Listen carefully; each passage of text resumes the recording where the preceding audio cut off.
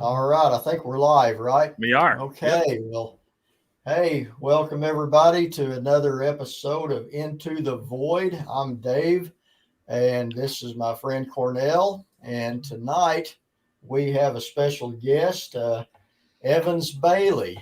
And Evans is active with the Native Oklahoma Bigfoot Research Organization as well as the North Canadian River Project. And Evans, how you doing? Doing good. Trying to stay warm Good. this evening. A little chilly here in central Oklahoma tonight. Yeah, it sure has. I'm a little bit south of you, but it's cooled off a lot. Of course, we can't really say too much about cold weather. Cornell's up there in Massachusetts. He's probably got us both beat on that. It hasn't really hit yet. It hasn't. We haven't got the first snowfall yet or anything, but it's just a matter of time. It's coming. Yeah, everybody's getting ready. But yeah, me and Evans, we were around each other, a little over a week ago.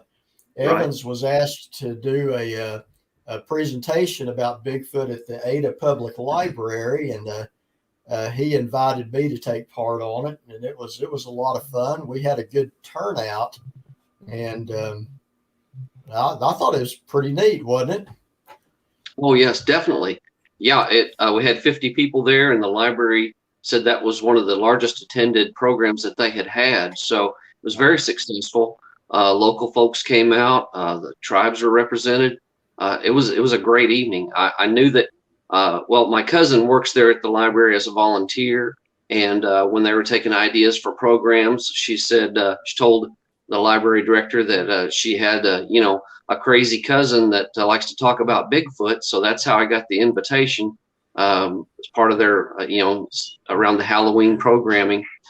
So that's how we ended up there. And I knew that Dave was in the area and was just a fantastic local resource. And I knew he had just, had written a book and was working on another. So I wanted to make sure that he was included and that folks could call on him as a resource there in the Ada, Oklahoma area, south central part of Oklahoma. So I was thrilled that he could come in and help with the program and have a chance to promote his book and talk about his research. Yeah, it was fun. I wasn't planning on talking a whole lot. I thought I was just going to talk about my book a little bit, and then Evans wanted me to talk a little bit more. So I showed up with no pen and paper. So I had an ink pen and I wrote everything I wanted to talk about on my hand. You did a good hour, didn't you?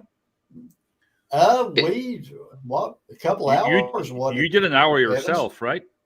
Well, the program started at 5:30, and we did about 45 minutes of audio visual presentation that I had, and then Dave spoke, and we took questions and answer period, and then we let people tell their encounter stories. We were there for 3 hours, so we didn't get out of there till 8:30 that evening. It was fantastic.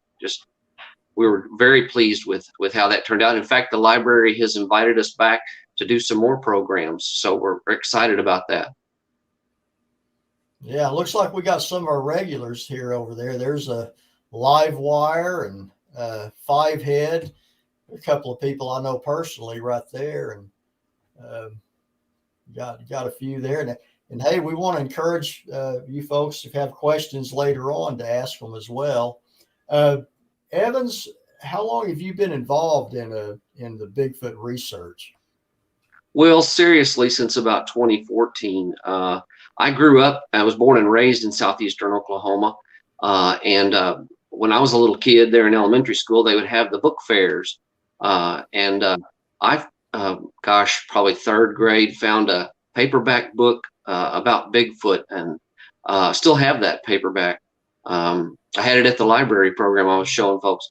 But I just thought that was fascinating. This book about that creatures such as that would even be possible, and so it's been a lifelong interest. But and in fact, when I was in high school, that's about the time that the reports were coming out of southwestern Arkansas, Fouke, Arkansas, the Boggy Creek monster, the Fouke monster.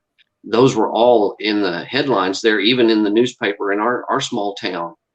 So that really piqued my interest. And then we were hearing stories from Missouri about Momo, the Missouri monster, and we had our Lake Eufaula monster there nearby, and so I was following all that with interest, but went on to college and started a family, and got married, started a family, a career, and all that, and kind of got away from it. But then, that show Finding Bigfoot came on, and again, that piqued my interest. And I thought the most interesting part was the town hall meetings, where you got to hear, actually what the witnesses had to say. And so that really piqued my interest. In fact, found out that Finding Bigfoot was coming to Central Oklahoma. And my daughter and I got out there early and were able to actually get seats in the town hall meeting from there, and got to hear local witnesses tell their encounter stories. And boy, that just really kicked it off for me. Then my brother and I attended we have a state Bigfoot conference here once a year down in Honobbe, Oklahoma, way down in the Kiamichi Mountains, which Dave is very familiar with. And Cornell also is getting familiar with the Kiamichi Mountains. And Yep. So got very involved in the conference there. Been going back since 2014. Went on an expedition that was sponsored by the conference in the spring of 2014. And that's where my youngest brother and I had our sighting in the mountains down in there. So that just took off, and so I've been very involved ever since then. But since I live in Central Oklahoma, I wanted to get involved with a group here. And I had heard all the stories about coming out of the North Canadian river bottoms over in the northwest part of Oklahoma City, all the way up through El Reno and Calumet, Oklahoma, through there. So happened to hear about a fellow who had started a group called the North Canadian River Project. And so I was able to get in contact with him. And so I've been involved with this Central Oklahoma group. And then out of the Honobbe conference, a statewide organization started called the Native Oklahoma Bigfoot Research Organization. And it was began by some tribal members to bring the Native American perspective to the search for these creatures. And our group had been wanting to affiliate with a statewide organization and also do some state research around the state, even outside of our Central Oklahoma area. And so that's how we got involved in that. Okay. Tell us, you said something there that I had not heard of before, and I'm surprised I haven't, because I live so close. You said the Eufaula Lake monster? Lake Eufaula monster. There were some accounts in the newspaper when I was growing up of the main one I remember seeing was, and was actually reading and following, was there were some local fishermen that had been fishing at night out around Lake Eufaula, and I think in the Indianola area, and had actually seen some kind of large hairy monster, what they called a large hairy monster, down at the shoreline. And so it got dubbed the Lake Eufaula monster. And so there was reports of that from time to time back then. Haven't heard anything lately, but. So Wow. the Fouke monster comes from Bobby Creek, or are they two separate things? Boggy Creek runs through the Fouke, Arkansas area, and the Sulphur River bottoms down in there, and Mercer Bayou, and all that area down in there. But there were several names for it. They called it the Fouke monster, the Boggy Creek monster. Oh, okay. Depends on the Jones. There's a little town called Jonesville near there. There was also the Jonesville monster. So just pretty much, geographically wherever it was seen, that was the nickname for it. But it's all Bigfoot, basically, from what they're describing. Right, they're a southern type Bigfoot. There's a lot of activity down there. Definitely. About the Fouke monster, how on the movie The Legend of Boggy Creek, how it was portrayed as like practically aggressive in a lot of ways. Right. I'll listen to a interview with Smokey Crabtree where he said that was not right, because he said all you had to do if that thing was around is shine a flashlight in the woods and it would leave. Right. Yeah. And in fact, whenever I was a junior in high school, my junior year, spring break, some of my friends and I, we got the wild idea, because that was about the time that the reports were really coming out of there, that area. We got the idea that for spring break, let's go camp in the Boggy Creek bottom and see if we can see this thing or find it or whatever. So it was, I think, 5 of us and my dad. My dad said, "You're not going down there without, you know, some kind of adult supervision." And so he went with us, and we ended up only staying one night because some members of our group got sick, but mainly probably because we scared ourselves silly staying up all night. But we were, you know, when we went to Falk, we were asking around. We didn't know where to go or what to do. But one of the farmers there let us camp on his property right down in the middle of the swamp, and it was very spooky. And you know, we just ended up working ourselves into a frenzy down there and scaring ourselves silly. And so we ended up coming back early, but we had a good scary time. Are those reports still coming in from the Boggy Creek Monster, or did that all stop? There are still reports to the present day. Wow. Lyle Blackburn out of Texarkana, he follows that very closely, has written several books about it, and has a new book out on all of the reported sightings from when the movie, you know, there was of course a huge activity about it, you know, right after the movie came out, but then it all kind of died down. But what he's saying is there's still reports going on even up until current times. Yeah, I'm familiar with him. I wouldn't mind reading one of those books. I don't read a lot of Bigfoot books apart from I read Dave's and I read John Van de Venter's. John Van de Venter's based around the same area. It's around Honobi, isn't it, Dave? Actually, the book he wrote is Drive? based around Tallahena. Tallahena. So it's the base is the town of Tallahena and the surrounding areas. It's a good story. Yeah. I read through it pretty quick because you get started in it, you just don't want to put it down. Yeah. Right. That's right. That's free advertisement for John there. You know, it's a good book. Relics, I think it's called. He'll appreciate that. Yeah. It read like a movie. It definitely did. Yeah, it really now the first time that I heard about Dave was when I was actually watching that documentary Bigfootville and saw his interview on there about the incident at the Concho Casino. And one of the main research areas for our North Canadian River project is about a mile south of the casino, because of course the casino that is on tribal land, Cheyenne Arapaho tribal land. Our group right now, we do not have permission to research on tribal property, but one of our areas is just about a mile south of there, actually right along the river.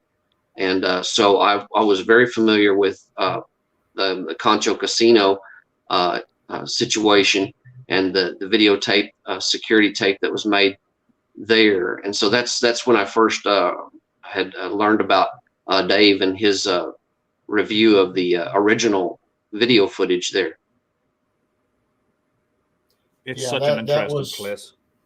That was interesting. That, you know, Evans, seeing that video up till that point, I was very interested in this subject just because, you know, I love a good mystery, you know, and I love the outdoors. So you put both of those things together and I'm hooked.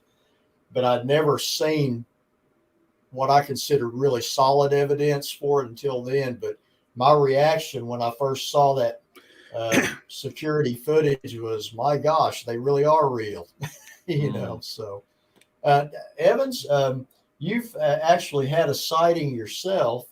Would you share that with us? Sure. As I mentioned it just briefly earlier, but my youngest brother and I had attended one of the weekend expeditions from the Honobi conference. We were supposed to go in May of 2014, but ended up having flooding rainfall.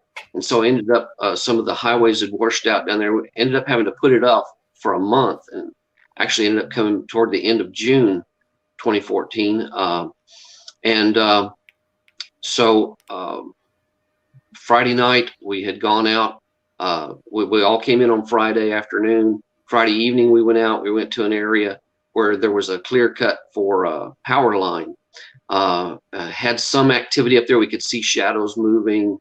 Some of the equipment was malfunctioning. It was just an odd, it's just strange evening. We're hearing a few noises, but then thunderstorms came in and ran us out of there. So our Friday night was kind of a washout.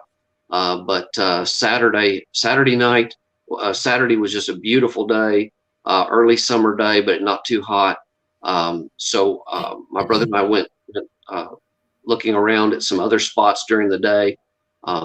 Heard some wood knocks during the day as we walked down this trail. About every 100 yards there was a wood knock. We found some interesting looking structures.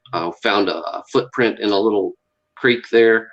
But Saturday evening, the group, we were taken up to a ridge a few miles south of Honabi, a ridge that ran east-west called Boktuklo Mountain. And Boktuklo in Choctaw, in the Choctaw Native American language, means two creeks.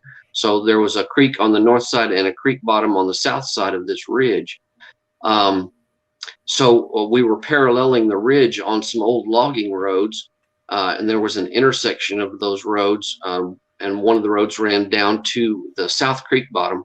So we parked there, and the way our group leaders managed the search was that we weren't going to run through the woods chasing.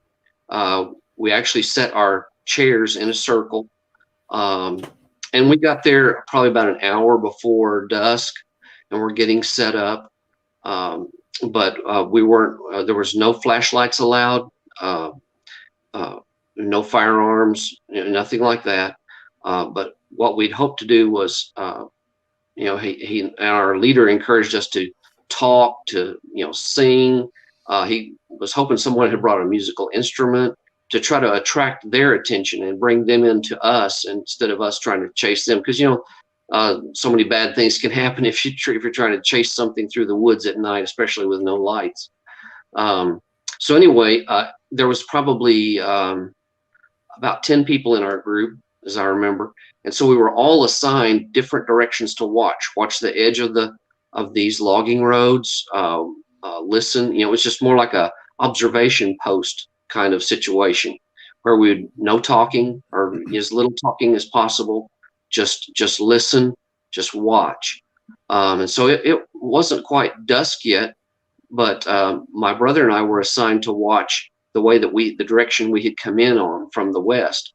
So we were watching down this road, and from the time we had gotten there, small rocks were being thrown into our group. In fact, whenever I took my chair out of the back of the truck, and a young lady that was there with us, took her chair at the same time.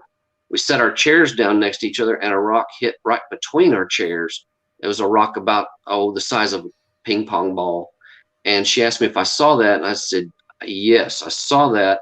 I thought, well, maybe somebody kicked up a rock, because we're all, scrambling around getting our chairs out and everything. So I didn't think, but I mean, the longer we sat there, just the rocks just kept coming. They would land in the middle of the group or on the edge or between people.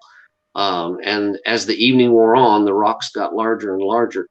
But anyway, so my brother and I were sitting there watching down the edge of this road, and about 75 yards down the road, there was a little low water crossing, just a little dip in the road. So we were watching that, and all of a sudden I saw like a half of a face lean out from the south side of the road from the tree, because there's just solid trees, pine trees, and some hardwoods just lined up along these roads. It was just thick woods. But I saw something lean out. It looked like half of a face or whatever. Couldn't really tell detail. It just looked dark. And I kind of punched my brother with my elbow, and I said, "Did you see that?" And he said, "Yeah."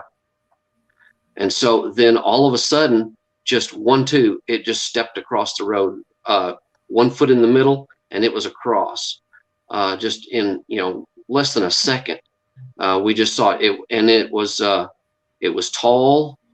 Probably estimate, I don't know, 7 feet tall, but it wasn't bulky like the Patty that you see on the Patterson-Gimlin film. It was really skinny, shaggy, solid black. we just kind of got the profile look at it, but it didn't seem real bulky. And it was across there in a flash, and that was as quick. Of course, then we're punching each other and said, "Did you see that? Did you see that?" And then we started hollering for our group leader, and he said, "What's wrong?" And so we were trying to tell him what we saw, and so that's kind of the way the evening started off. And we just had just all kinds of things happening that night. After it did get dark, there was all kinds in the woods. There was whispering, chattering. Down in that South Creek bottom, there was something with a stick or something just beating the heck out of a rock down there, just like it was angry or, I don't know, upset, but it just kept whacking that rock. Of course, the rocks kept coming in. And then, well, at the library program, we talked about some of the paranormal stuff. But anyway, my brother and I saw 2 lights coming through the woods. We thought it was somebody with flashlights. So we hollered at the group leader and said, somebody's coming. And but then these 2 lights about the size of like between a softball and volleyball, they just floated on by down the creek bottom. So that was kind of strange. But one of our people in our group said, "Man, we're getting the whole spook show tonight." Wow. But and of course, one of our Choctaw friends that was there said, that those lights were the little people. The little people come out after dark to gather up food and medicinal plants and things like that. So that it was the little people. What we felt like is the rocks were coming from every direction, all around us. The chattering, the whispering was coming from all around us. What our theory is that we showed up all of a sudden in this big 4-wheel drive truck, and the group was the clan or whatever must have been on either side of the ridge, and so they were split up. We had split them, and they wanted to get back together, and we were in the middle, and so they were getting really agitated that we wouldn't leave. So at one point, a fairly large rock had come flying in. Well, one of the members of the group, he picked the rock up and he threw it back the direction that it came. Oh. And he screamed real loud, like a Tarzan kind of scream. And then things got pretty crazy. Something down in the North Creek screamed really loud. I mean, just like you hear it just went through you. It was like an angry scream. And that's when I turned to my brother and I said, I don't want to meet what's making that sound, because you could tell it wasn't that far away down in that bottom. And then one of our leaders, well, before this, he had walked down the road because he knew things were kind of getting a little agitated, and was trying to speak Choctaw to them, because the thinking down there is that these things know the Choctaw language. And so as he's walking down the road, we can look up and see a silhouette of the sky. It's because it's a beautiful night. And a rock the size of a football comes sailing. You see it go sailing up and over the trees and coming down right in front of him. And then when it hits the ground, then something pushes over a tree in the woods near there and just crashes it to the ground. And so, he comes running back and he says, I think we've worn out our welcome. But then it screamed again, and it was so loud you could tell it's coming up from the creek bottom. And then that's when we decided probably best to leave. So we jumped in the truck and took off. And I was worried the whole time that we were driving very slowly out of there, that something was going to come out and shove that truck off the side of the mountain. But nothing happened. But we definitely had quite an exciting evening, and not sure what was going on up there, but we really felt like we had them upset. Yeah, that sounds like it was unmistakable activity. There's no mistaking that, really. What else could it have been? Well, when you started out off by seeing it, Evans, you mentioned whispering going on. What can you describe that? I haven't. It was just myself. You couldn't tell what they were saying, but it was a lot of mumbling and whispering. I don't know if it was juveniles or they were trying to figure out what they should do next or what. But yeah, it was just it was unintelligible. You couldn't tell. You couldn't make out words or anything. It just sounded like gibberish, or it was just loud enough where you could hear it, but you couldn't tell what they were saying or. But they were very excited. It was very fast, and the mumbling, the chattering was very fast. Wow. So when it crossed the road, did it? I know you said it was pretty quick. Did it turn and look in your direction, or? Nope, it never. It was looking straight across the road and just 1-2, wow. And it was in the woods from one side to the next side. And how far was the drive out? That was probably about 75 or 80 yards. Oh, that's not bad. It was right there at that low water crossing. The thing may have been taller because it was walking across the low water crossing, and so the road dipped down there, so it may have been taller than what we estimated, but it was real tall and lanky. I was surprised how skinny it was. And how far did you guys have to go to get out of there?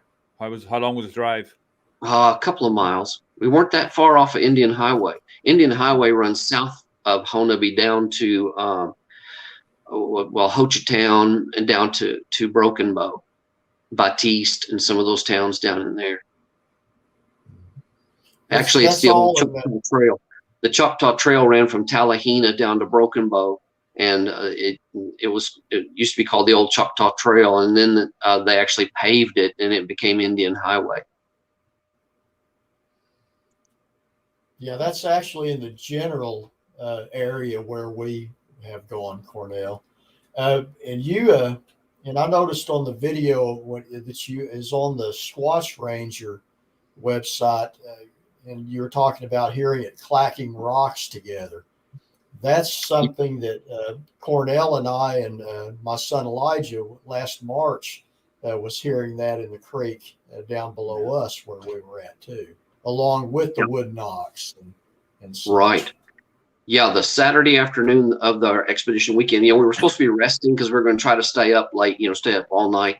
But we were excited. So Saturday afternoon, we thought, well, let's go looking around. So we went to this one area on the east side of Indian Highway, a couple of miles further south from where we went Saturday night, and pulled off in there. As soon as we got out of the car and shut the door, we heard just inside the woods to our right, it was like whack, whack, where something had grabbed some rocks and clacked them together. It was real loud. It was unmistakable. It sure got our attention really quick. Oh, for sure. Cor, I'm going to bring this up, but here, was it last week, Cornell? Something ran out across the road in front of you up there in Massachusetts. Yeah, it's so undetermined. I don't even want to speculate, but it ran into like a wall of forest. I don't know. It happened so fast, and I was like 100 yards away. But it just darted across the road. It looked like it was on two legs, and it disappeared into the underbrush. And at first I thought it might have been a kid or something trying to cross the road because it's pretty fast stretch of highway. But I got up to the spot where it ran in, and it was just a wall of, brush. So I tried to go back there on Saturday and have a look around, but it was raining so hard. There's too many leaves on the ground. I mean, it's just like searching for a needle in a haystack, Evans, that area where I don't know if you've seen any of his hiking videos, but up there in Massachusetts, where he lives, it looks very much like the Kiamichis down here. Very, very much so. Amazing. Yeah, I wondered if is that part of the Adirondacks or? No, but let me see. I don't know what it's part of. I mean, the Appalachian Trail's not too far away. I mean, it runs right up through western Massachusetts up to Maine. So, but it's basically, I mean, if you didn't know where you were, you would think you're in the Kiamichis. It looks exactly the same, you know? Well, yeah, one of the things I wanted to ask you, Cornell, were you surprised with the geography of southeastern Oklahoma? Your perception before you came to Oklahoma of what that area would look like versus what you found, on the ground there. Well, I had done some research on it first, and I'd seen photographs of the rolling hills of the Kiamichis and stuff, so I knew it was kind of similar. I was surprised at how desolate some of the areas were. The area that we went to, I mean, it's probably not super desolate, but compared to where I live, it's desolate.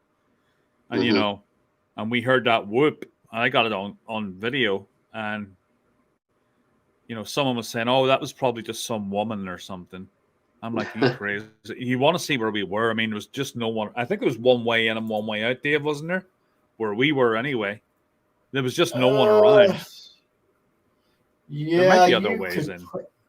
Well, no, there's only that one way in. I think you can go through it, but I'm not going to brave what that trail turns into in my truck. You may be walking out of there. The furthest you and I went in there is as far as I would attempt taking a vehicle. Yeah, gets gnarly. Sure.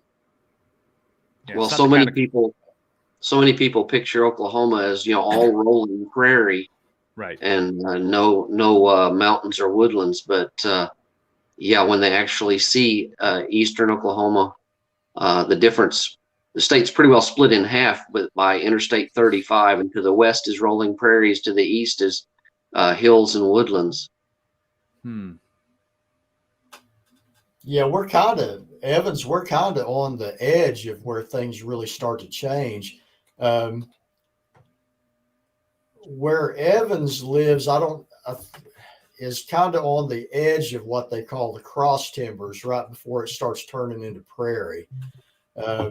Which is why when I first got the report about the casino footage and where it was at, I just almost didn't go because I thought that was all just going to be prairie. But they're on the North Canadian River where Evans does a lot of his investigations. There's quite a bit of thick woodland along those river bottoms. So, and that's where the more famous of all that, and Evans could tell us a little bit more about this, is the El Reno Chicken Man, what they called it. It's right along that, which is silly. I mean, at our the presentation that we put on, he made the comments like, it's an unfortunate name because people hear that, they think about a giant chicken or something running around. But right. Evans, you live there, so you're probably real familiar with the story. Right. And the leader of our North Canadian River Project group, his brother was a El Reno police officer at the time, and was kind of involved in that investigation and knew all about it. But what happened was there was there's some farms along the river there, and there was an incident where something got into the chicken coops at a particular farm and just tore it all up, destroyed the chicken coop, killed all the chickens. But at some point it cut its hand on one of the doors that it had ripped off, and left blood splatters and a bloody handprint, which of course then the farmer had called the El Reno Police Department and the Canadian County Sheriff's Office and come out and investigate. And they actually collected that door and took it to the handprint was so large on it that they took it to the Oklahoma City Zoo, to the person that was the primatologist there. And actually the director of the zoo was also a primatologist there, Dr. Curtis, cannot remember his last name, but he examined the door and said that was a primate handprint, but it was not like any of the primates they had there at the zoo or any primates that he knew of. And one of the things our group has kind of been looking for is what happened to that door. Who's got the door? Does the El Reno Police Department still have it? The Sheriff's Department? Does the zoo have it? We were just wondering if someone still has that door around. It would sure be nice to, especially with today's DNA technology, take a look at that door. But anyway, since whatever the creature was that that killed the chickens, then the newspaper there nicknamed it the Chicken Man. So that's kind of how that moniker stuck with that. But it wasn't a giant chicken running around there. It was some other type of creature that had killed those chickens. And there was reports of the farms being raided up even to this day. There's reports of people seeing these things up and down the river there, hunters, people collecting aluminum cans or whatever we'll call, with reported sightings ever so often. In fact, one of the most recent sighting reports we had was two ladies that work at the Concho Casino and were driving home when they got off work early, before daylight one morning. They were driving home toward Calumet, and one of these things ran across the highway in front of them, scared them to death. So still getting reports. How long ago was that, Evans? That was probably, it was the end of winter, probably a good year ago. Because, the first report prior to the casino footage that I heard from up in that area, and I think that actually I saw it on the BFRO website, was somebody seeing one run across the road in front of him up there. In that general area, described it as a reddish brown in color. Yeah, there's so many reports come out of the Concho area, out of the tribal land there. In fact, we had a young lady that was a member of our group who was a tribal member. Unfortunately, she passed away, but she had told us that there were families there in the tribe that were actually feeding these creatures, and that's what had got them coming up out of the river bottom up to the tribal property up there. They were actually putting food out for them, and that's kind of how they got in the habit of coming up there looking for food.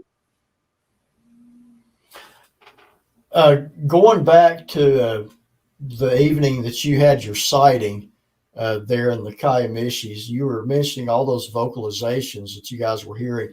Did anybody, to your knowledge, there think to record any of that? No, we were having equipment malfunctions. My brother had brought an EMF meter because he had been into ghost hunting for a while. And that thing had pegged out and then just stopped working. Cameras stopped working. The microphones, parabolic microphones, we were having trouble with. It was one of those weird situations where what you hear about batteries dying, equipment dying. But at that time, I didn't have a recorder. After that night, I was buying all kinds of equipment. I bought a FLIR, bought a parabolic mic, bought recorders. But at the time, I had no clue what I was doing. I really hadn't gotten into research at that point. So I didn't know what we needed, night vision. That's one of the reasons I went on the expedition, was to try to figure out, how do we research these things and what kind of equipment do we need and all that sort of thing. So I really had no clue. And with everything that happened, then, just went into a buying spree to try to get the stuff that we needed, because that's what we kept saying. What if we had recorded this? What if that? What if it would have been fantastic, but didn't know what I didn't know back then, and we just didn't get it done. And that's from 2014. Yep. Wow, hard to believe that's nearly 10 years ago now. Right. Yes. Wow, time flies. Cornell, when he came down in March, he brought he had came down last almost to the day a year ago, his first trip down, the very last, wasn't it like the last weekend of October? Yeah, that wasn't when I caught all the signs, though. That was the second trip I know, caught all the auto. Yeah, the second time he came down in March, he brought a really nice recording device, a Zoom brand, and man, it picked up stuff way out in the woods. Yeah. That especially when he got home and started going through all of it, found some really interesting stuff on it. Like tree stuff knocks. Stuff we were unaware of at the time. So, yeah, since then I've definitely gone out better prepared with equipment and things when we do our researching. Now, would you ever do like what Dave does and go down there on your own and solo by camp? myself? Yeah. No, I'm not as brave as Dave is. Yeah, I don't think I could either. No, actually, no. Evans, the weekend. Okay, like the week before last, when we had our presentation at the library, that very next Saturday, I did a solo camp down there in the same area that me and Cornell and my son Elijah went to, and it was uneventful, but it was good camp trip. Did some hiking and fishing. I totally forgot that it was the first week of black powder season. Oh, yeah. But they're really the only people that were there was at the very entrance into this area. On back where I was, there was one pickup come back there right at dusk to do some hunting, and then they were out. So that was it. In a rifle season, when it starts in earnest, you wouldn't want to be out in the woods, Definitely not. No, the Honaby conference starts first weekend of October, and first weekend of October is opening weekend for archery season for deer. And that's very popular in southeastern Oklahoma. And we have run into archery hunters when we've been out and about looking around down there. It's weird. You talk to folks down there and it's no big deal. They say, oh yeah, we see them, we hear them. They don't bother us. We don't bother them. It's just amazing when you talk to, especially local folks down there. It's no big deal. They're just taken for granted. And I think it's like David had said before, if these things wanted to be violent, they could certainly. And that's what we felt like that night that we were up there. If they'd wanted to hurt us, they could have easily. I mean, but they just wanted us going. Yeah, so I think when you only go with when you go with a couple of people, they seem to leave you alone because you're not really disturbing too much. Maybe that's it, Dave. How many people were you with? Why, well, and when our group goes out, when we camp and all that, we have a rule: nobody goes anywhere by themselves. Because we do have a mixed group, male and female, and we just don't want to take the risk. I mean, there's so many other things out there that could happen. With reptiles, or now we have to worry more about bears and mountain lions and things like that. So we just don't. We're just out of abundance of caution, safety protocols. Nobody goes anywhere by themselves. Well, I think one of the main things you got to watch for down there, especially summertime, is and I saw one of these on one of Evan's videos today. Those creeks, there are a lot of cottonmouth in those creeks. And yes, sir. I'm not concerned about them personally. You just watch where you step. I mean, they're not going to go out of their way to bite you, but you sure want to be aware of where you sit down or reach your hands and things like that. Because as you would know, Evans, if you get bit that far out by one of those things, you could be in some serious trouble. Right. And the woodlands have a lot of copperheads and timber rattlers and things like that. So, yeah, there's just a host of things that could go wrong besides running into an angry Sasquatch. So we just we try to keep safety utmost on our trips. Yeah. Thanks, Will Starr. Said he's going to share this with some of his Facebook groups. So we appreciate that. That's our buddy Will Starr. We want to have him on the show sometime too. He's got a good channel. But yeah, now have you ever run into bear down there, Evans? Not while I was Bigfoot researching, but on some personal trips, I've seen bear 3 times down there. Yeah. Yeah, I've seen them twice, and both times they were. As soon as they got wind of me, they was going the other direction pretty quick. Now, one thing that wasn't mentioned is the things to be careful about down there are wild boar.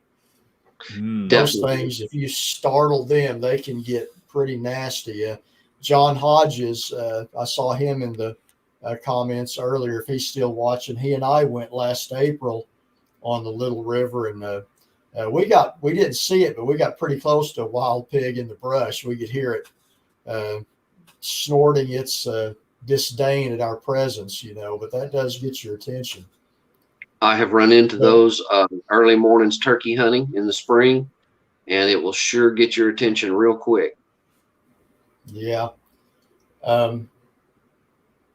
Those are probably more dangerous than most things out there. I've heard that. Oh yeah, if you get between, especially a mother sow and its piglets, that's when it really can be pretty bad. Mm-hmm. So Evans, where do you do the bulk of your research? Mostly north and west of the El Reno area. Some places where we have permission to look around out there on private property. So that's we have our sites numbered. We don't want to, mention people's names of property that we're on, but so we have them labeled, area 1, area 2, area 3, area 4, that sort of thing. Right. That's how we differentiate between the different sites. And then lately we've been, of course, going with the NOBRO group and going to some sites. Some of our members even of the North Canadian Project are from all over the state. So instead of them having to drive to the central part of the state every time, we have begun to kind of branch out and go to some of those areas, especially the last 2 trips to northeastern Oklahoma, where some of our members are, and look at some of their areas that they're interested in researching in. We've also done some looking around in the Caddo County area, kind of expanding our North Canadian River project down to the Washita River area, the South Canadian River area, just as a natural progression, because we hear reports in one area, then people tell us about reports in another area, and so we're kind of slowly expanding our areas of research. Also heard some reports from the east side of Oklahoma City, Oklahoma County, on the North Canadian River, in the Choctaw, Hara, Jones areas. So some of our members live over in that area. We want to go over there and go researching in some areas where they've been. One of our members was following a creek, a large creek that runs into the North Canadian River over on the eastern side of the county, actually found a spot where there were several large footprints, and there was an abandoned brand new seine net. There were some smaller footprints, looks like maybe kid-sized. And so what we wondered was, because the larger footprints came from up the creek, across the creek, and to the area where the net was, and the other footprints were there at that spot, and then back toward, you could tell they were moving back toward the road.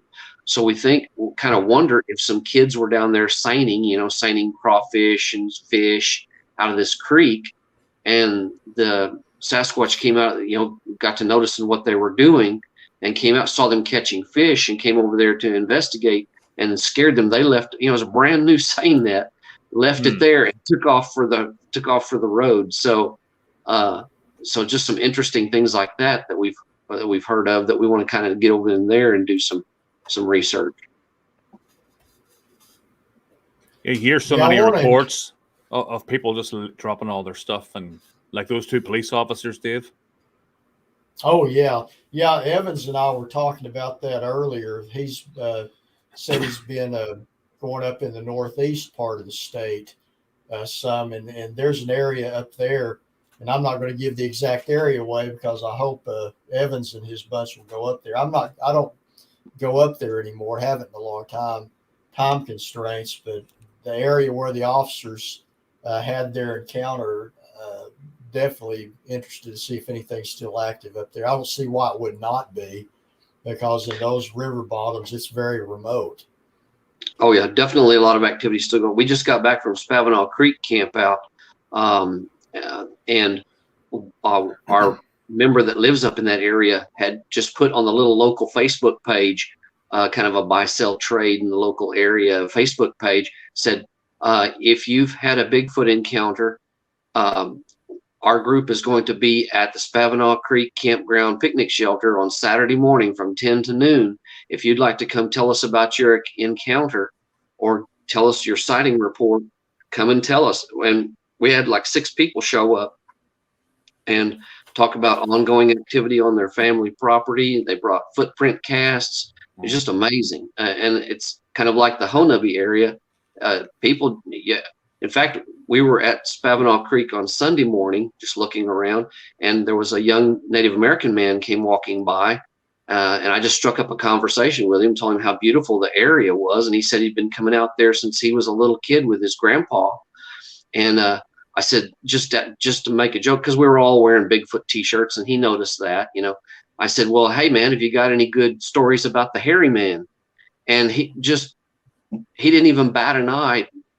Just, you know, he said, yeah, I've had my own encounters. And he began to tell us about his encounters. So, and, you know, stories that his grandfather had told him, story of a sighting report he had while camping with some friends. It's just part of life up there. And definitely with the Native American, with the Cherokee population up there, they have their traditions and teachings about these creatures, and it's no big deal. And it's not something that he didn't even flinch when I mentioned the hairy man. He knew exactly what I was talking about and was ready to share his encounters with us. So to me, it's fascinating. Yeah, I want to encourage, we're coming up on an hour now, so I want to encourage anyone that's got any questions that they would like to ask of Evans or Cornell or me, any of us, but especially Evans, to put it over there in the comments, and I'll bring them up so Evans can maybe answer those. Cornell, you got anything? It's unfortunate for me because I have done a couple of times. I put up like little ads in local towns around here. Has anybody? I just went for it. I'm like, does anybody have any reports of Bigfoot sightings? And most people will snicker, but then I was getting a couple of little messages, and I actually got a couple and followed up on one of them, but most people think it's just a bunch of nonsense. But there's a handful, and these people that did contact me and did share their encounters, none of those guys were on the BFRO website. I think in my county there's like 5 encounters in the last 30 years, and I know that there's dozens more than that, and people just don't bother. You got a question there, Dave? Well, a couple of folks from our group at Spavinaw Creek, they drove into town to get some barbecue, and the barbecue restaurant owner saw their T-shirts and was asking about it, and he actually put it on their restaurant restaurant Facebook page and said, hey, this group is camped over at Spavinaw Creek. If you want to tell them about Bigfoot, go over there and see them. And so, I mean, it's amazing how friendly everybody was and how it's just part of life up there. Yeah. Okay. Nada asked, do you guys know of anyone missing? And he, under that, put due to a possible Sasquatch. Personally, I do not. Down here in southeast Oklahoma in the Kiamichis, there are people that go missing sometimes, but to my knowledge, that's always been due to some criminal element or so. Evans, do you know of anything like that? No, not in the Oklahoma area. No, I know of an Oklahoma hunter that went missing in Colorado a couple of years ago, but I don't know of anyone missing in Oklahoma that might be attributed to Sasquatch. Yeah, that's a good question. I mean, especially with the popularity of the missing 411 right stuff. You listen to too much of that, it'll give you pause about going out in the woods by yourself. I know. And I said, and I say this anytime I'm talking to people, and Evans heard me say it at our presentation that if Bigfoot is really out to get us, he's not very good at it.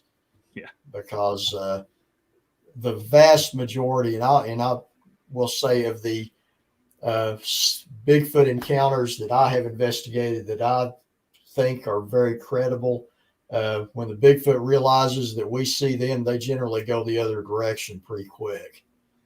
So that being said, anything of that size and strength would have the potential to be very dangerous if it wanted to be. But I think mainly they just want to be left alone. Yeah. Right.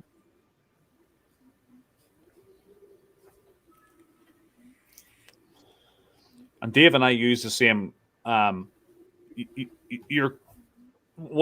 guy that was running your expedition was saying, just like act like you're just on a camping trip and make a lot of noise and play guitar or whatever, and let them come into you. Don't run off and well, Dave, we looked around a bit, right, with the parabolic and stuff, just to scan absolutely. the area out.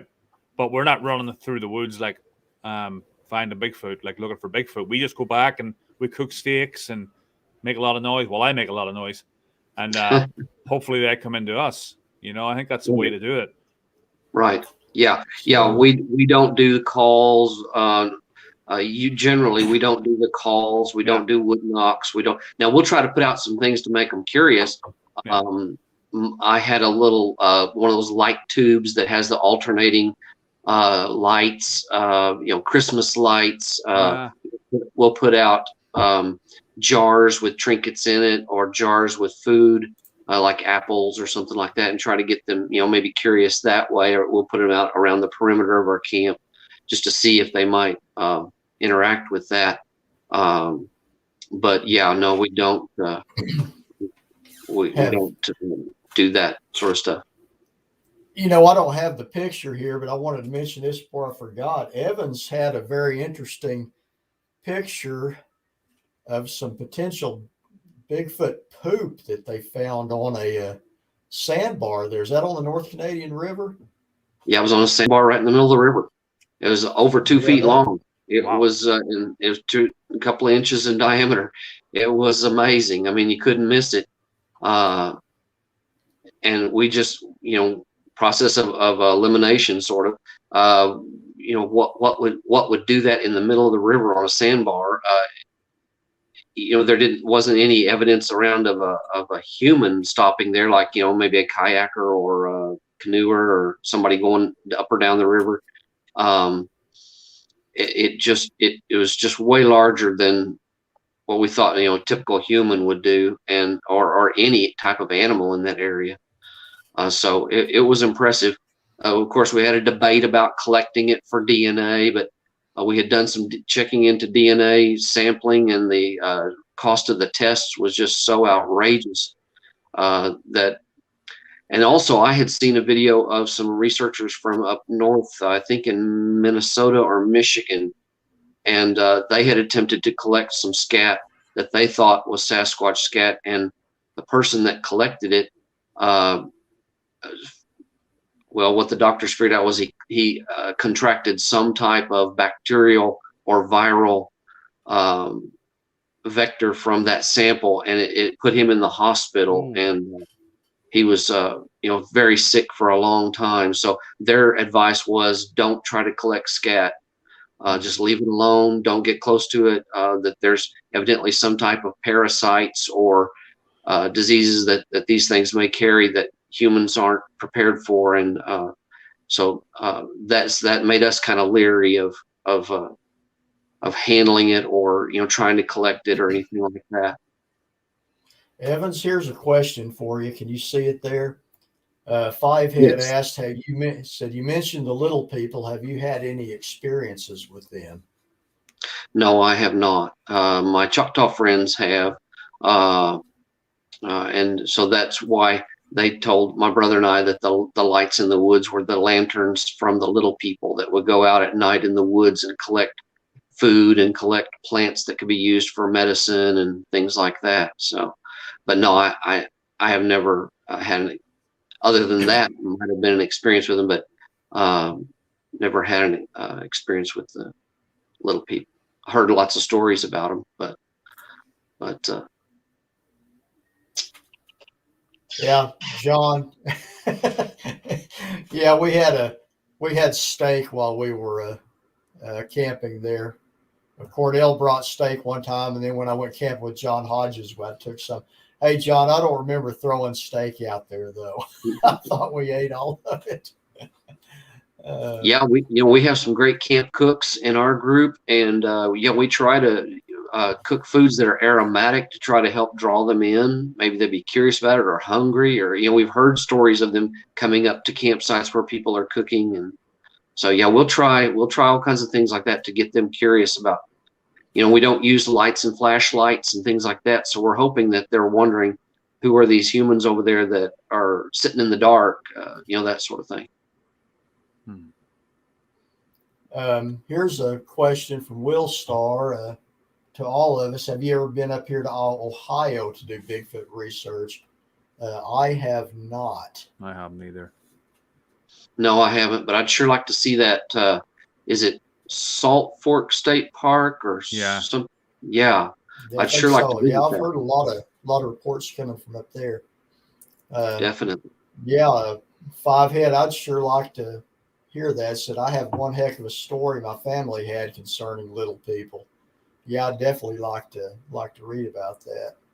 And they are very real in the Cherokee tradition. So and several other tribes. So and I've heard of sighting reports of these things, read stories about them.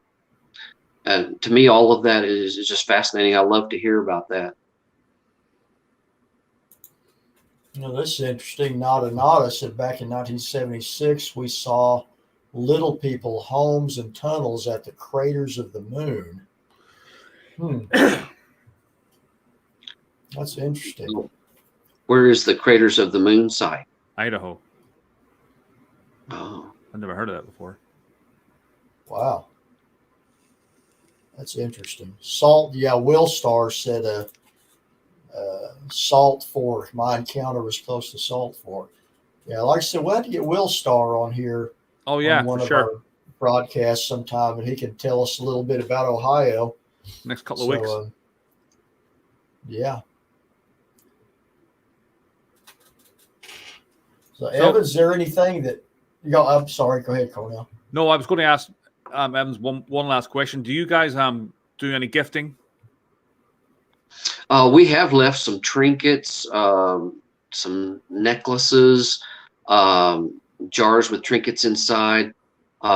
We had an incident where, we have used trail cameras in the past, and we've set out recorders and things like that. We've tried to hide them, or and I realize that's probably impossible to fool them or whatever. But one of our members took a small recorder and glued tree bark all over it, and we were going to leave it down at the river for a couple of weeks, and he stuck it down in. So he glued this tree bark all over it, and then he stuck it down in a knot hole on a tree.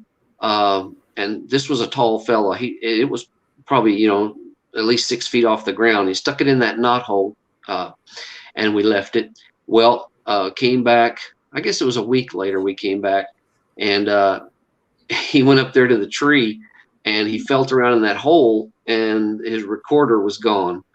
And then he looked down on the ground, and the recorder was propped up against the base of the tree, and all the bark had been peeled off of it and left in a little pile there.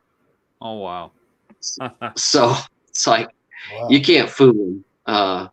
And so that's one of our funnier stories about that. But so yeah, we've gotten some strange stuff on recordings, and got some good FLIR from down in that area, and night vision, that we believe are these things coming around the camp. They're curious, but so far they haven't really messed with the trinkets. We tried to do the gifting thing or see if they were, and we haven't really found either what they like or are interested in, because they haven't messed with the jars. We put jars down there with food inside or with trinkets inside, and when we put the tape around the jar reversed, so that hopefully if they grab the jar or twist the, they'll leave fingerprints or something like that. But we haven't been able to fool them into doing that either. So so far that hasn't been successful for us. I think we'll start asking Evans where his home territory for his research is. Yeah, it's probably along the area we've frequented most is along the North Canadian River from around the El Reno, Oklahoma area down to the Stinchcomb Wildlife Refuge, which is part of the Oklahoma City Park system. It's on the far northwest corner of Oklahoma City. It's about 1,000-acre wildlife refuge where the North Canadian River runs into a drinking water supply lake for Oklahoma City called Lake Overholser. And so above the lake there is that huge refuge, and we've done a lot of research in that area. I found some good stuff in there. Got another question here for you, Evans, from John Hodges. Have you ever camped on Little River or seen anything near there? No, but heard stories from there. Now, if we're talking about Little River that runs from Lake Thunderbird south and east, I heard some really good sighting reports of there in the Lexington area, and then Lexington Wildlife Management area, the Wildlife Department area over there. So yeah, that's definitely a hot spot. Definitely a lot of reports from that area. I was at a town hall meeting in Noble, Oklahoma, which is just south of there. This has been probably 3 or 4 years ago, and sat next to a lady, and I could tell she was upset. And she didn't really look like a Bigfooter. So after the town hall meeting was over, I asked her, I introduced myself and asked her if everything was okay. And she said, well, no, not really. She said, how do you get rid of these things? And I said, oh, yeah, are you having a problem? And she said, yeah, we live out near Little River, south of Norman, south of Norman, Oklahoma. And she said, of course, this was during the time when Finding Bigfoot was a popular show. And she had a teenage daughter that was really into the Finding Bigfoot show. So she would go out in their, back part of their yard out in the middle of nowhere out there and do calls and wood knocks. And then all of a sudden they started getting responses. And this thing started coming up around the house, hanging around the house, trying to look in the daughter's window. And this lady worked at OU in food services and had to be there early in the morning. And it got to where she was afraid to go out to her car because she would see this thing standing in the driveway, or, I could tell it was in the woods near the house because it would make noises when she would come out. And so she wanted to know how do you get rid of them? And so I thought that was really interesting. That's freaky. So, yeah. I've heard of a lot of reports from that area. There was a correctional officer. There's a medium security facility, corrections facility in that area near Lexington. And there was a correctional officer driving home from that area and saw one cross the road. So, a lot of reports from that area.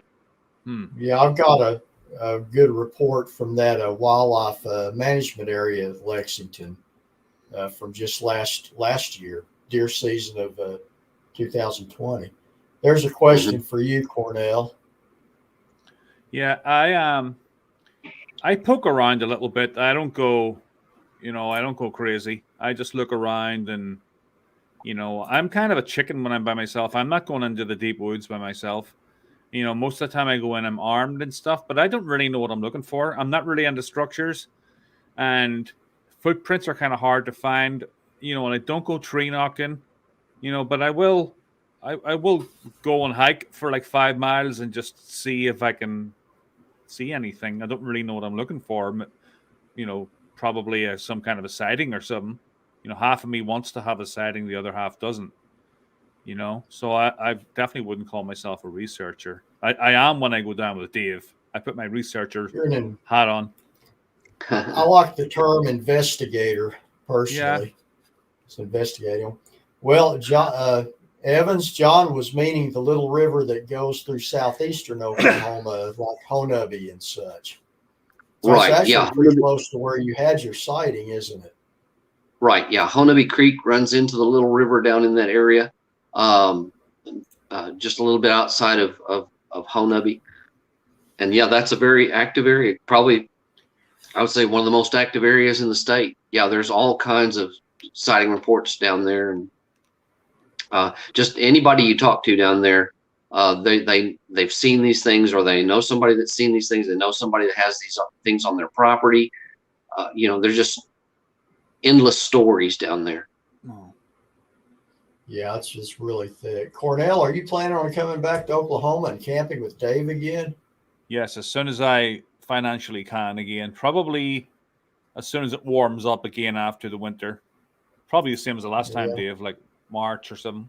Yeah, the last March was good. It wasn't excessively wet, Right. We just come out of that really cold spell in February last year. It was crazy cold for a while. Other than Bigfootville, which is you guys' favorite Bigfoot show. Honestly, I don't really like many of the new ones that are on. They're too much like reality TV shows. My favorite Bigfoot shows on TV are the old ones, the documentaries that like the Mysterious Monsters and things like that came out in the 70s. I like those really well. Yeah. I always enjoyed the Monster Quest series. Oh yeah. Yeah, that's pretty good. Yeah, those are good. Yeah, usually when I'm not doing Bigfoot on my channel or Dave's channel or something, I listen to other stuff. I listen to like true crime and war documentaries and stuff. That's usually what I watch. I don't watch a lot of Bigfoot stuff really, because all the time they don't really show anything. you know, it's just nothing new. Well, it's a build up to a commercial to leave you with a cliffhanger to get you to stay through the commercial. It's like, yeah. Some of the documentaries that the Small Town Monsters crew is doing, like On the Trail of Bigfoot and that sort of thing. That series, that's been pretty good. Alexander Petikoff, he's part of that. Mm-hmm. I like Small Town Monsters. That's a good channel. I watch all of their stuff. YouTube, Nana. Yeah, Nada on. If you go to my playlists on my YouTube channel, there's a link to see Bigfootville on it in my playlist section. And I've also got some links to some of the old classic Bigfoot documentaries from the 70s and such. So, anybody else have anything you want to ask Evans while we got him on here? Oh, we could go on all night. Yeah. There's never an end to it. Yeah. One of the things I've been surprised about is the reception that we get at these library programs. Our group kind of fell into doing the library programs by accident. We had the library in downtown Oklahoma City was doing a paranormal fest, and they wanted a Bigfoot program. They actually contacted Troy at Honubby and said, "Can you come up and do a program for us?" He said, "No, I can't make it that weekend." Actually, it was the weekend right before the Honubby festival or conference and festival. He said, "But I know a couple of guys in Oklahoma City that could do a great program for you." So that's how we got involved in that. And then once we got into that, and we had a fantastic turnout there and lots of interest. And then there's several libraries in the Central Oklahoma area Library Association. Once the word got out that, hey, here's some guys that'll do Bigfoot programs, we did like 6 or 7 programs in 1 year. And that's kind of how we got into do that. But it turned out to be a great public outreach. We were nervous about it at first. We didn't know what kind of reception we were going to get. Were people going to show up and make fun of us or be angry or throw things at us, or we didn't know what kind of questions to expect, and all of the audiences were fantastic. Lots of interest, good crowds, great questions. We heard lots of stories. We made a lot of contacts, got invitations to look around on property. So it's turned out to be fantastic for us. So we're kind of glad we fell into that. So that's why I had that AV program ready to go, Dave, that you were talking about, with lots of pictures. We try to document as much as we can so we can show people what we're talking about, what we're looking for, that sort of thing. Well, you got you called me, I think the next day after we did the library presentation last week or so ago. Didn't you get a report come in from just east of Ada? Yes, From a ranch or something? a lady contacted the library from Lehigh, which I think is a little bit east of you there, and it's over, by closer Colgate. to Colgate, yeah. And between Matoka and Colgate. Yeah, she's afraid she has these things on her property, and is worried about it because her husband travels a lot for work, and she's out there by herself, and so she's kind of worried about it. So, and then we had another person that called, actually some I think through the NOBRO website, got in touch with Troy. They're on the Texas side of the Red River, not too far away, but have activity on their property that they would like investigated. So yeah, I mean, it's just been solid gold as far as outreach with the public by doing these library programs, because a lot of times they don't know who to call or where to find information and that sort of thing. Either are you guys familiar with this question here? Any thoughts on the Olympic Project nesting site? Well, that would be up there in the tall ones. Brent, that's up in his part of the country right there. Yeah, I think he was on the show. He was in the comments. He was in the comments here earlier. If he sees it, he may. I'm not familiar with it personally. I've heard of the Olympic Project and some of their work. I've seen pictures of what they consider the nesting site there. I don't think I've ever found anything like that in Oklahoma. I found what we would call some interesting structures, but nothing that actually looked much like a nest or anything like that. But definitely some interesting structures.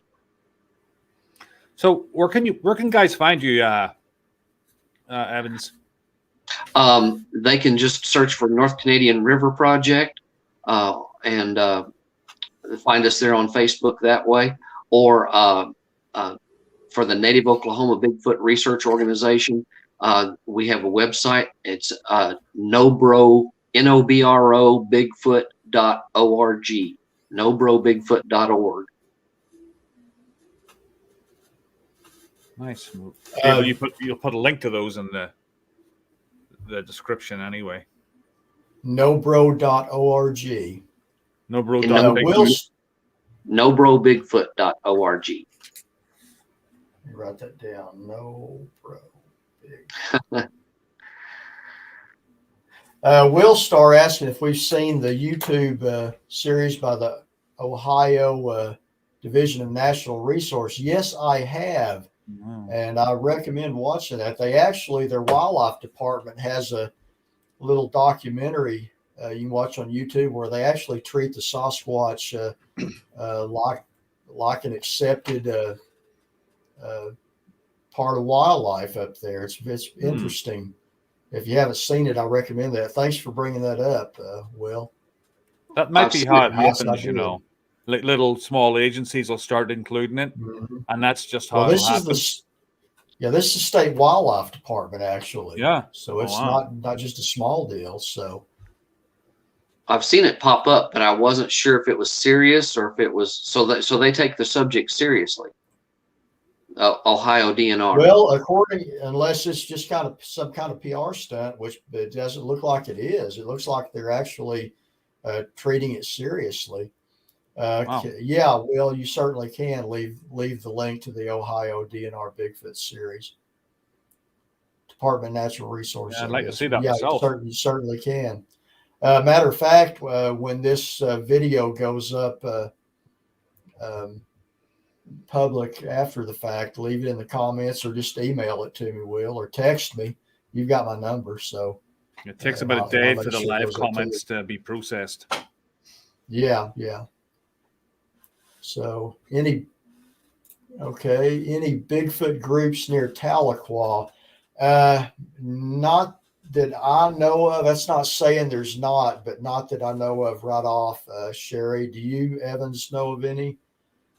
No, I don't know of any local groups around the Tahlequah area, but uh, certainly welcome to check out the NOBRO, Native Oklahoma Bigfoot Research Organization. You don't have to be a tribal member or anything like that to be in NOBRO. I'm certainly not a tribal member, but it was begun by tribal members, but it was to bring the Native American perspective to it. But they do serious Bigfoot research just like any of the other groups, and it's statewide, but it's strong in the Northeast. So you might want to check that out to see if you get involved that way.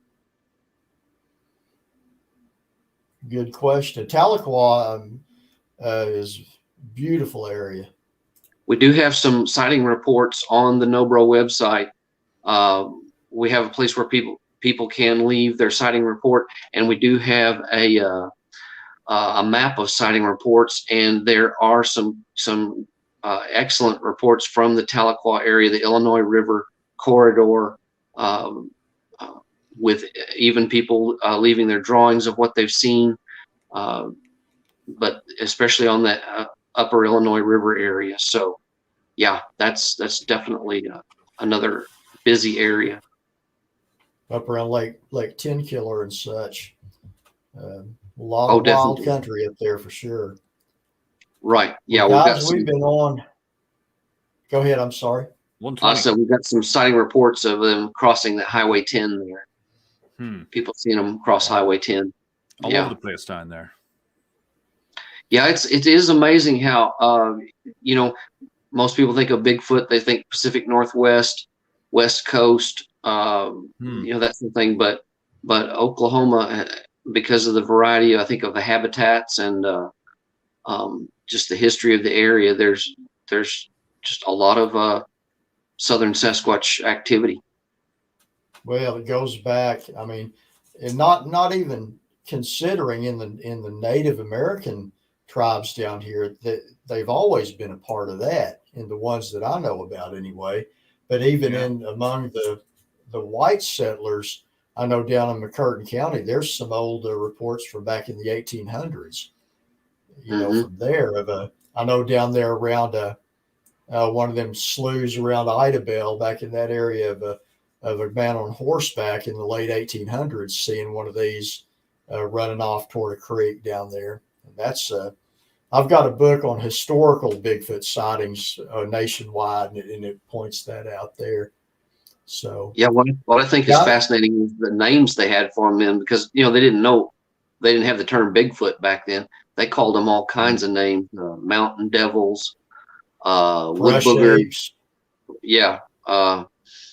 wild men, hairy men, just all haints, catamounts. They had all kinds of strange names for them because they didn't know what they were, didn't know what to call them. Oh. Well, guys, we're coming up on an hour and a half here, so I think we're going to wrap this up pretty quick. Anything else you want to add there, Evans? I'll say I appreciate you coming on. It's been a good visit. Quick hour and a half. Yeah. Yeah. Well, I thank you fellas for the invitation. I enjoyed the conversation, and appreciate you invite me to be on the program. Not too exciting. I'm afraid I don't have any groundbreaking, world-shattering discoveries yet down here, but we are trying. We're getting out there in the woods and trying. So appreciate you. Yeah, that's what it takes, man. Just getting out in the woods and taking a look around. I know Evans is real active. I go out a lot, and if you watch Cornell's channel, the No Such Thing podcast, you'll see he's out hiking in the woods a lot. He puts out a live stream about every week. So for y'all, anybody here, that most people in the comments are regulars, but if you don't know, Cornell and I have started this Into the Void podcast, and we're kind of alternating it between his channel and mine. So I think the next one, who are we having Wednesday night? We got Cornell? Mike Beluder, who was up in a tree stand, and this thing was about 30 yards from him, and he was up there for, a good 25 minutes, and this thing was at the bottom of the tree, and it was getting dark. And that was quite a terrifying experience. And the sun was going down. He had to figure out how he was going to get out of the tree before Wow. it got dark. Yeah, so it's going to be a really good story down in So Mississippi. yeah, that one's going to be on the No Such Thing podcast Wednesday night. It'll be the Into the Void same show we're doing. It'll just be it'll be live on Cornell's. It's already posted Wednesday. up on my page. So Nada is giving us all kinds of encouragement. He said, "Are you kidding? This podcast was great." So there you go, Evans. Well, thank you. Well, we're just happy to tell you what's going on here in Oklahoma. So, yep. Well, all right. Well, I guess we're going to wrap this up, and I appreciate everyone that's taken part in the comments. And again, thanks, Evans, for coming on and being a part of it. Have to do it again sometime. Sounds Absolutely. great. Thank you. All right, guys. Thank you all for joining us. Y'all have a good night. Night.